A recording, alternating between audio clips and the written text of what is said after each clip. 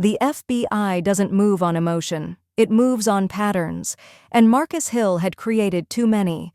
At first, the complaints were scattered, one here, one there, different names, different stories, different losses, but the same ending: money gone, calls unanswered, promises broken. An agent named Daniel Reeves noticed something small, a name that kept reappearing in reports, not always as the main suspect, sometimes as a reference, sometimes as a trusted advisor: Marcus Hill. It wasn't loud, it wasn't obvious, but it was consistent. Reeves didn't rush. Scammers collapse when pressure comes too early. He wanted the full picture, so he waited, watched, collected. Bank records began to speak, money moving fast, money changing hands, money never resting, no real investments, no real assets, just circulation. A financial echo chamber. Classic. Reeves pulled a small team together, quiet professionals, no badges, no sirens, just eyes and patience. They visited Marcus's offices anonymously, listened to his pitch, took notes. Every promise he made, every number he avoided, every emotional appeal was recorded. They followed his assistants, his accounts, his movement, not to catch him, but to understand him.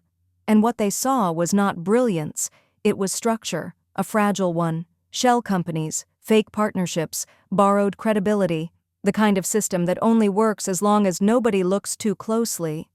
Reeves knew something important. Marcus wasn't careful because he was smart. He was careful because he was scared, and scared men make mistakes. The FBI didn't want a headline. They wanted a conviction. They needed victims willing to speak, documents, witnesses, time. So they waited, while Marcus smiled, while victims suffered, while the lie continued, because when the FBI finally moved, there would be no escape, and Marcus Hill would not see it coming. Section 8. Cracks in the system. Every lie has a lifespan, and Marcus Hill's was ending. The money started slowing, not because he wanted it to, but because it had to. Too many investors, too many promises, too many withdrawals waiting. The math no longer worked. At first, he delayed. Bank processing. Market fluctuations. Temporary restructuring. Excuses dressed as professionalism. Most believed him, because admitting the truth meant accepting they had been fooled. And no one wants to accept that. But doubt is contagious. One investor questioned, another listened, another checked.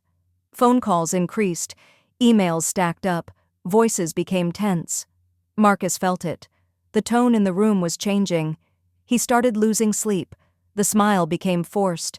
The calm became rehearsed. And fear entered his eyes. His assistants noticed. People are asking questions. Someone said the FBI called them. We're running out of time. Marcus denied it, not because he believed himself, but because panic would destroy the illusion. Inside, he knew the performance was ending. He considered running. New name, new city, new story. But running means admitting defeat. And Marcus had never admitted anything. Instead, he doubled down. Bigger promises, stronger language, more urgency, a dangerous move, because desperation is visible.